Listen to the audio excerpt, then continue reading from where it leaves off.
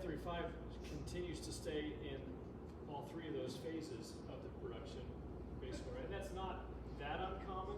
There's some aspects of it that when I was first penciling in numbers in the Palm in 2002 for the F-35, I would have thought they'd be, settled science by now, but that's not where we are. Anyway, next slide.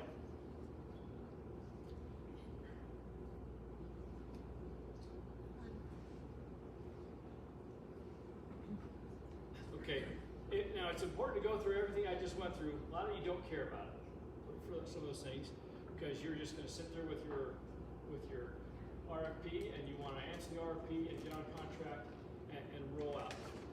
But also a lot of small companies think, I think I can sell this to the Department of Defense.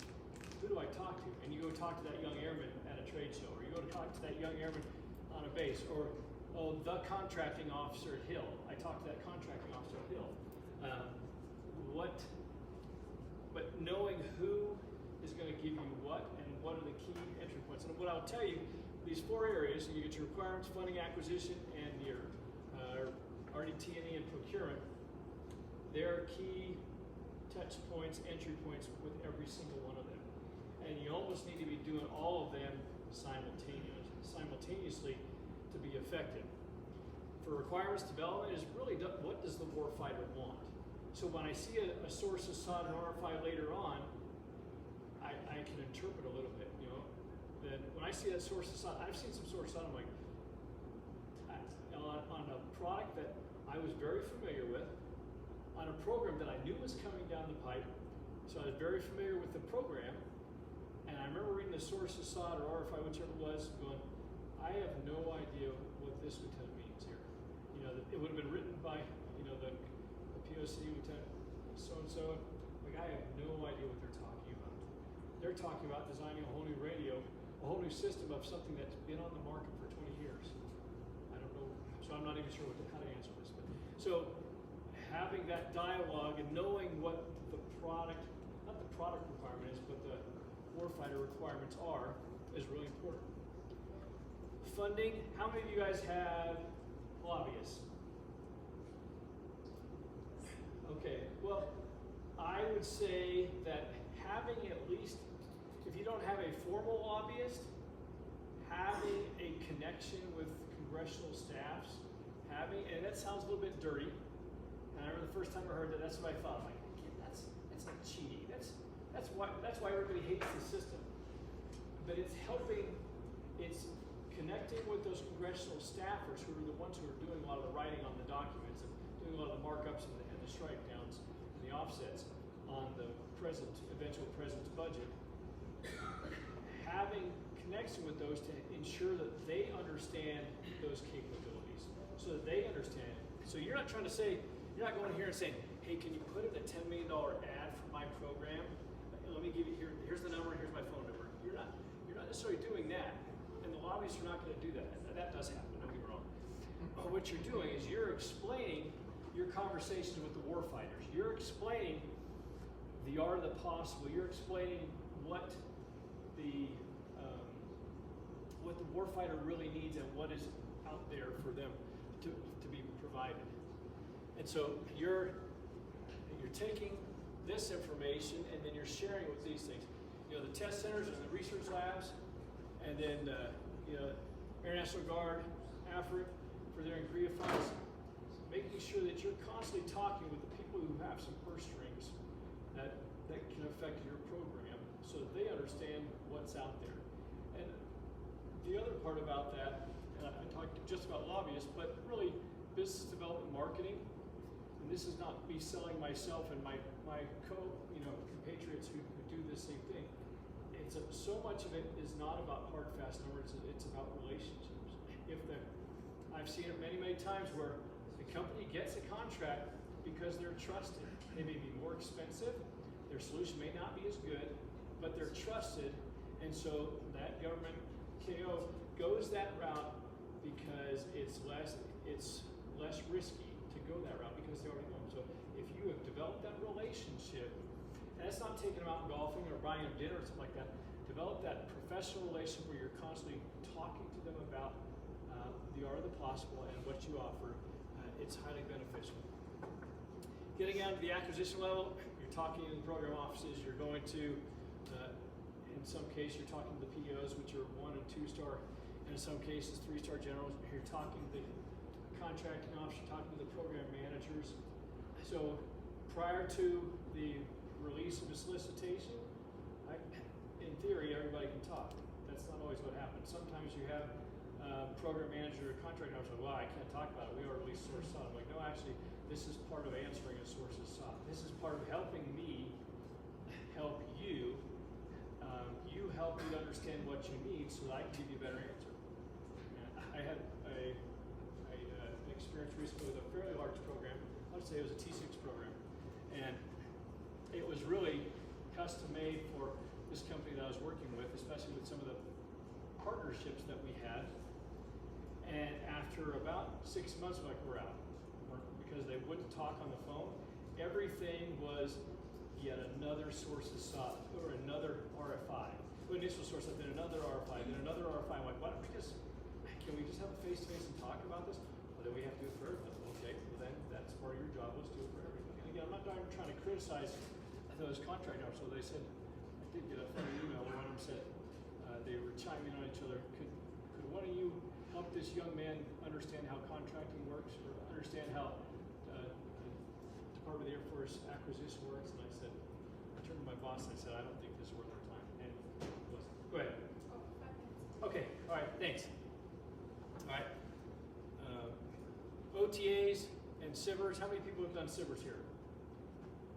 I've been part of a successful SIVR. It was a direct to phase 2. And then they said, yes, we want it.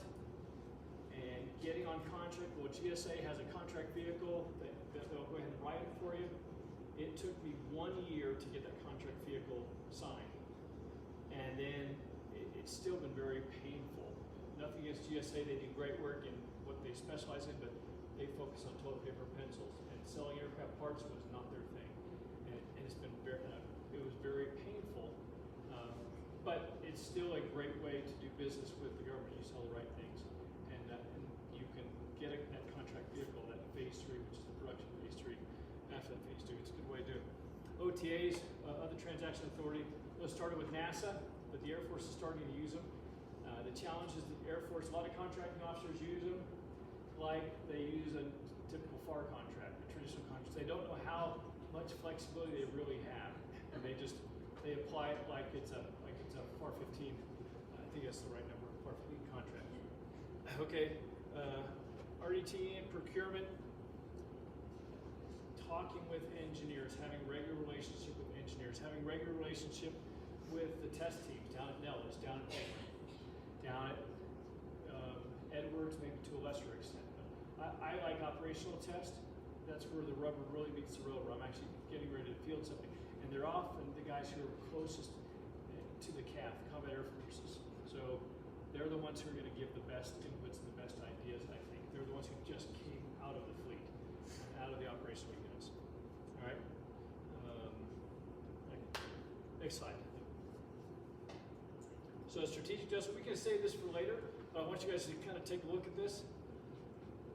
This is what I recommend for companies is, what do I do that has value for the Department of Defense? And then once you start asking yourself that and really do a good whiteboard session of what do I make that has value to the DoD industry, and you can get a lot of that information from sources on RFIs and some reading the news. And then how does your company add value to Utah's industrial base? Or you can expand beyond that, and hopefully you guys are doing work beyond Utah's borders, but if you focus on Utah first, then I think you'd be better off, because as a prime contractor, finding subs that can do your work, because you don't want to expand a contract every single time with every contract, so you want to find good partners that add value to who you are as a company. And if you can be a great partner, it makes a huge difference for everybody involved.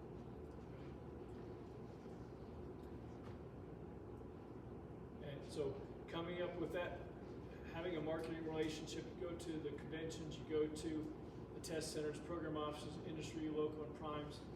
You get signed up on contract vehicles. There are a bunch of IDIQ contract vehicles out there where it puts your name into a pot, where then other companies go, oh, let me look at what this company does. We have that gap in our offering for a certain proposal. Let me go ahead and let's reach out to that. And that happens quite a bit. Teaming with SIVRs, STTRs, you can partner with other companies, but really you're partnering with a technical point of contact. You're partnering with somebody in the military, in one of the centers, to solve the problem. Right, next slide. That is all I have. Does anybody have any questions before I turn over the stage here? Go ahead. Sorry. Good. That's why we don't have. I was just going to say, could you talk a little bit about the OTA? Because at some point, we were introduced to it and we thought it was going to be trendy. And so there would be clients that would come to the Apex office and say, hey, Alex, we have this technology. And how do we begin that process? And how do we, who do we reach out to? What's your experience in taking a concept, well, beyond a concept, but something that the client has a technology and taking it through the OTA process? Well, OTAs, they've been used for a lot of different ways. NASA introduced them first because they wanted quick access to some local vendors that they were using. They didn't want to go through a full RFP process. So it's other transaction authority where you can win a contract, you can be awarded a contract literally on a white paper.